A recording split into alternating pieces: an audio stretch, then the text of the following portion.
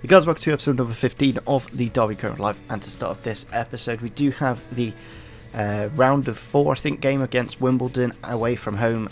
It's a good game because obviously we can rotate the side and play a bit of a weaker team, because we do have the second leg against Bournemouth at home after that. So yeah, we've got about a week left of the transfer window to make any signings, and then we've got a pack full of games in February, a few games in March, then April, then just one game in May, and then we're done, hopefully, if it's not for the playoffs. Hopefully we can get into the top 2 spots, because yeah, the playoffs just aren't any fun at all. So in the last episode we did find it a little bit difficult, which I like. We haven't changed any of the sliders. What I will do is put my shot error back to 50. I did notice a few of those games. Yeah, those shots probably should have gone in, but all these stats, I may just put some of these slightly higher, not too much, just to fiddle a little bit, because at times they just felt so strong, and it's, you know, it's just one of those things. I don't want to make it boring. For me, I want to enjoy playing the game, so yeah, we'll go with those stats for now. Into the game then against Wimbledon. What I'll actually do is show you what I've added to the shortlist, actually, because the only position I feel we do probably need, if we go to this formation, is probably a winger, because we've only got Patterson as the other winger, because obviously Holmes is out injured until the end of probably March. So gone over to the transfer hub and added a few players here, either on loan. I'm going to look to try and get Daniel James on loan. Can we potentially do it? Yeah, they're not looking. So that was the only little thing I was going to just see if that worked. So now we've got these players from like the Dutch League and the Pro League. We just had a look at those. Couple from here, so they're very fast indeed. The only thing is, who can I actually sign? This guy's got 4-star skills and 5-star weak foot. This guy's got 5-star weak foot, 3-star skills. So I think I'll go for Amuzu first. I don't really know anything about the players. You see, I kind of want to go for a loan, but I might not be able to. That's the only issue with these signings. We are lacking a bit of skills. I do like the fact that with Bowen I can obviously whip out a skill move here and there and actually beat a man. So what I could do is just go for Amuzu and kind of offer what money we've got left, because we don't exactly need any other signings. So I don't mind just putting what we've got into him and hopefully signing him. Should be Vincent Kompany we're talking to as well. Can't offer him. See, I could put George Evans into this at 1 million, and that would hopefully help. But I think if I just offer the transfer fee for the time being, we'll see what comes back. So they're not a million miles away, which isn't too bad. What I could always do is put a bit of a sell-on clause in him, and basically keep that money just so we can get him on a permanent. I think that's what I might need to do. And we'll go up to 8%. Hopefully they will accept that. And there we go. The only thing is the wages. I don't really know what he wants in wages, because now we've only got 16 grand, I think. I think that's right anyway.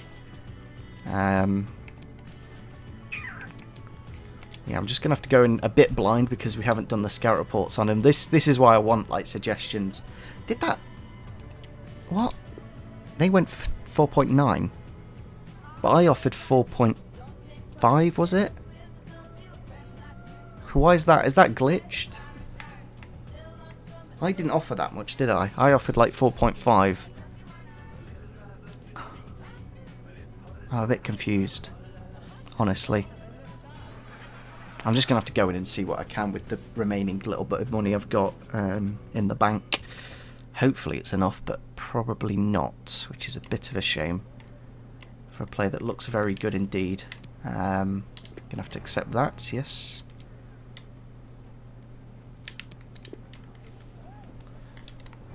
It's just interesting because they are in a bit of a funny league, so we're not a million miles away if I can get rid of the appearance bonus. And yeah, can I add a bonus of something else?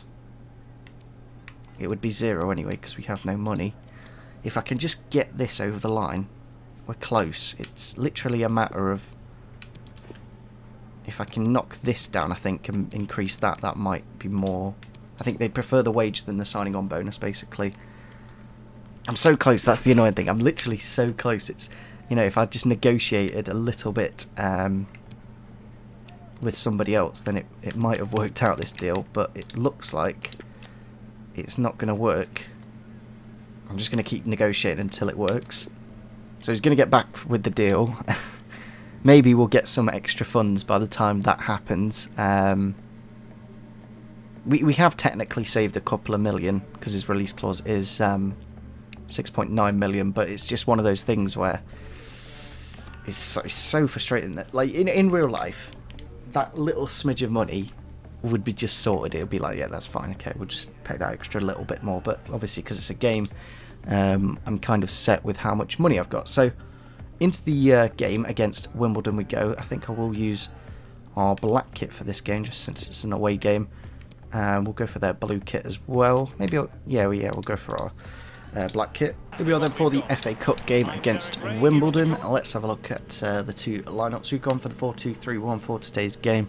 Curtis Davis and Clark in the centre-back positions. Was tempted to rest up Van der Voort, but I don't think goalkeepers really matters. Wisdom and Lowe at full-back, then Evans. Would be nice if I could just, you know, get through my team. Then Bird, Patterson, Josephson at wide, Dow and Waghorn up top. Then looking at their team, they've gone for the 5-3-2, same as Shrewsbury in the previous rounds. I think I know Piggott up front. But yeah, Proctor as well in the defence. But other than that, I can't really tell you anything about that team. So again, it's a bit of a gamble. Not too sure where they are in the league, so it'll be interesting to see how we do. Waghorn getting the pass intercepted. Now it's Dow. Looking for Waghorn again. It's into the box with the shot and into the back of the net. Martin Waghorn wins the ball off Wimbledon and gets us the goal. The number 9 has found the back of the net. He is very good, I must say. He's only 71 rated, but still just seems perfect for FIFA 20. Just has a bit of everything. And on his weak foot that time with the first time shot, makes it 1-0. Josephson into Waghorn.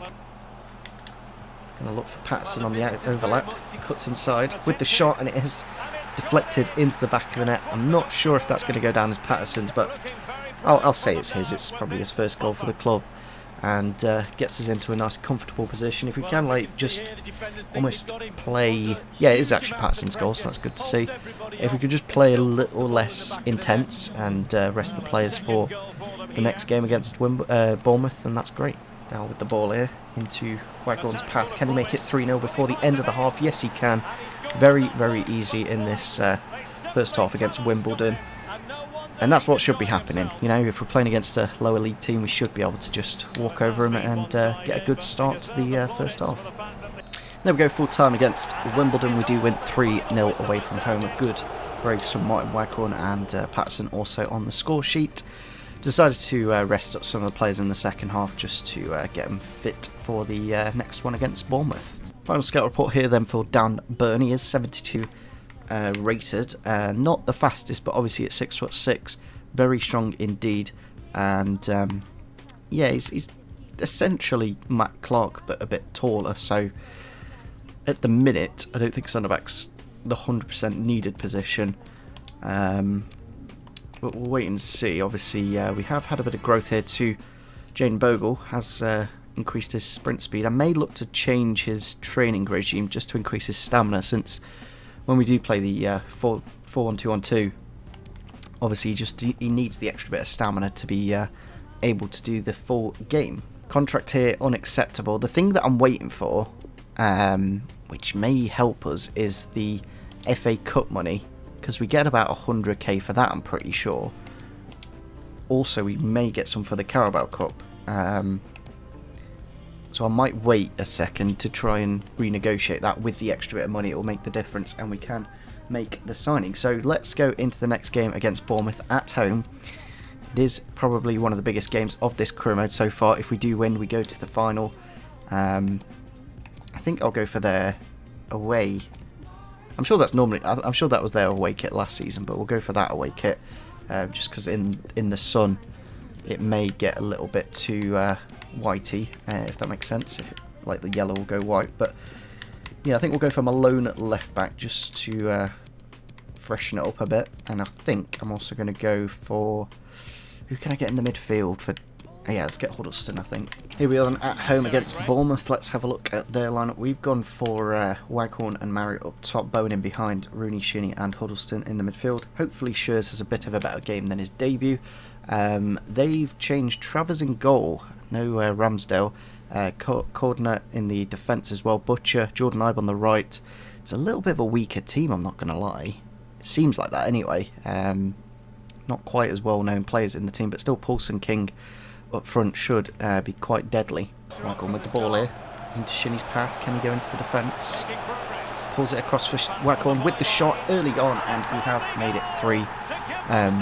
1-0 in the 3rd minute of the game, 2-1 on aggregate, and yeah, that's exactly what you need in this kind of game. In a way, you know, it may wake up Bournemouth and they may start doing stuff now, but it's always good to get the first goal and just to get the lead. Shinnie with the ball across the face of goal, Waghorn with the first time shot, and yeah, great start. Bournemouth on the attack then, trying to reply from that early goal. Josh King with a great shot, but pretty much straight at the keeper. Did well to bring it down and get the shot off. Chance here for Marriott. Can I slip it through with Waghorn? Yes, we can. Can we make it 2-1? Yes, we can. 3-1, sorry. I'm completely confused with the scoreline because it's an aggregate. But we have got a very, very good start in this game. As I said in the first leg, as long as we get a draw, I'm more than confident at home that we can get the 3 points. We've rested up the team against Bournemouth. They're fully fit. And I think Bournemouth are playing a bit of a weaker team. There's no like Lerma, there's no Lewis Cook, no Steve Cook in the defence. It's, you know, it is a little bit annoying because it's not like Bournemouth would be playing their best possible team, but it just doesn't seem as strong as it should be. Waghorn with the ball here, slips it through for Shinnie. Can he repeat the first goal? Yes, he can. There we go, off the post. Beautiful. I've literally just duplicated that first goal, and I think we could probably just wrap up. You know, just full-time whistle now, and we're through to the next round into the final. And with the chance here to run at the defence, inside to Shinnie, looking for Waghorn to get his hat-trick with the finesse shot into the. Oh, I didn't realise it went to the. I thought that went into the side netting. Not into the side net, into the billboards and wide, but it went into the back of the net and paused it. So, Jesus Christ, this game is a bit topsy-turvy at times. Like, what did we do? We lost against Middlesbrough and drew against Hull in the last episode. Now we're beating Bournemouth. So, yeah, we're going to have to bring on Chris Martin contractually. I may as well, you know, not get Rooney sent off, so rest him up a bit. Chance here for Bowen. He's going to go through the middle. Now with the shot and into the back of the net. 5-0 against Bournemouth. This just shouldn't be happening. It just shouldn't be happening this easily. You know, like, I shouldn't be able to just walk through their defence like that with Bowen. I know, like, so when it gets to like 2 or 3-0 up, the computer will go on like ultra attacking, and that way you can just run through the defence. So the first goal is absolutely critical. I just feel the results are too inconsistent. Like this 5-0 against Bournemouth, I know they're playing a weaker team, but it's just so...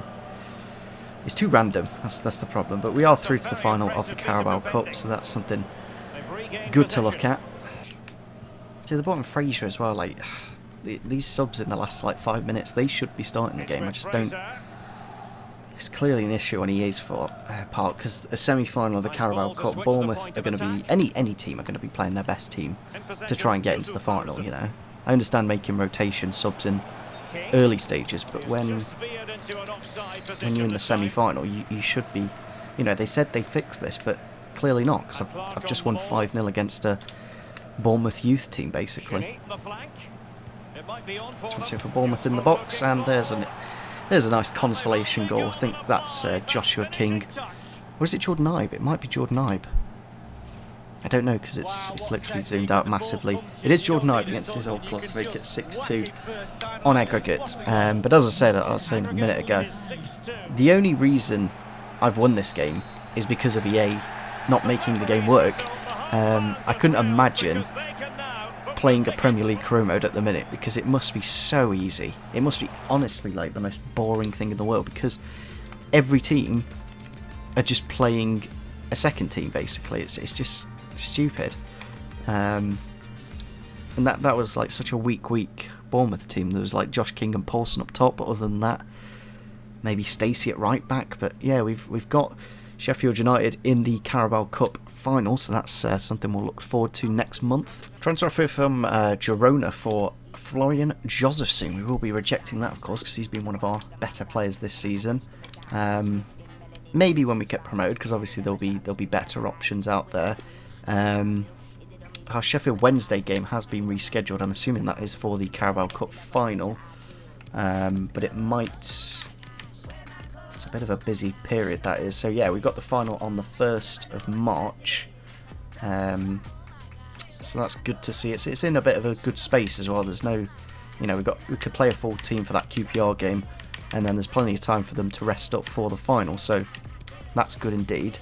No FA Cup game though. That's what I'm kind of looking for, but I can't see. Maybe they're just waiting for the other teams to finish off their games. So into transfer deadline day, we do have a message straight away. I'm hoping, we need the money from the FA Cup, from winning the FA Cup game, because that will basically be enough money for us to finish the signing. That's all we need. And until that happens, I'm kind of stuck. We do have a message here. This time negotiations are over for Amuzu, so maybe going back in for him might be the play, but I might not be able to, because it basically is declined. So we may need to go for like Ejuk or Van Bergen or Openda, sorry.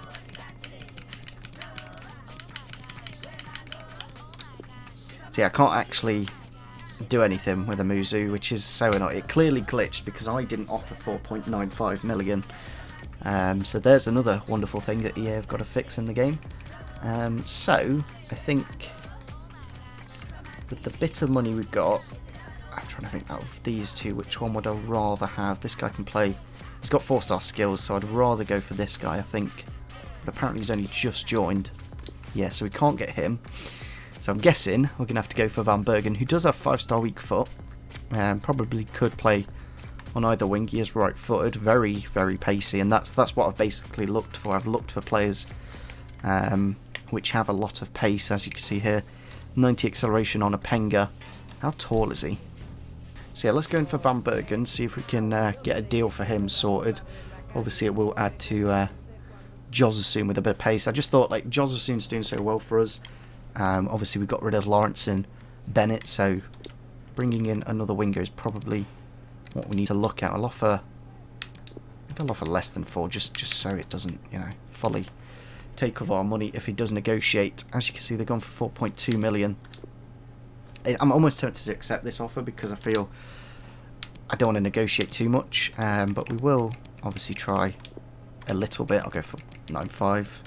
Seems like really sell-on clauses are a lot higher this FIFA, which is kind of good. At the same time, they're not really ever used. They seem to want that 20%, so maybe just knocking this 200k off will save us a bit of money. And 20% obviously isn't the most amount in the world. I think at this point on deadline day, I'm not gonna try and mess up a deal. So let's go accept that. Go into the contract negotiations. At least we've got a good 37 million. Not 37 million. Imagine that, 37 million in wages. No, 37,000 in wages to be able to give him. So we'll go accept that. So he's wanting a release clause, which is interesting because none of my other players have release clauses. And at 10 million, I'm going to deny and see if they don't. Yeah, that's good. I don't like release clauses because they can literally just snap him off you at any minute. And 12k in wages, 110k signing on. Essentially what Amuzu was on. But because the game's actually let me negotiate transfers properly, we have made pretty much our final transfer of the window. So let's have a quick look because we don't have a scout report or anything for him. He is 72 rated, 5-star weak foot, 92 pace. That's what I want. So compare him to Josefson. Josefson's got 91 pace. Van Bergen's got 9 more shooting. He's got 2 more dribbling, maybe not quite as physical, but at 20 years old, obviously I can increase that a lot. So that's what I like about him. It may mean we move to a wide formation. As you can see, 93 agility, 94 sprint speed, 94 acceleration. It's just really, really nice stats. 68 finishing isn't that bad, you know. 68 finishing. Yeah, that's Chris Martin, and he's got like 11 goals. So I think that's a fantastic signing. The last signing of the permanent transfer window, I think, for us. So with the remaining like 30k, I think I'm just going to look at signing some pre-contracts, basically, because we could get this Percy Tau for like 20k. So let's just have a look. See, I think Milner's going to be a little bit too high with the money we've got left, but let's give it a crack. Oh, he's already agreed, so he's gone, mate. The Milner dream's gone. Found some players here, and I like versatile ones. So this guy here can play left mid, and right back. So we're going to try and approach to sign. If we can get him, then that's absolutely fantastic. Just for covering out wide anyway, I literally could probably play left back as well. 30k. Can we add a bonus? No, we can't. It'd be nice if you could add like some kind of percentage here. So yeah, they've actually accepted that. Great. I didn't really expect that to happen, but yeah, we've got Castagne from Atalanta. I just felt like he was a pretty good option. Can play pretty much out wide. Obviously got Jeff Hendrick coming on a pre-contract. We did also have this goalkeeper here, but goalkeeper's not exactly that. You know, they're not amazing. He's also got a new. I think he's only just transferred actually. We do have Basongo here. Can't sign him. Kovalenko could have been a good one. 23 years old, 4-star weak foot, 6 foot tall.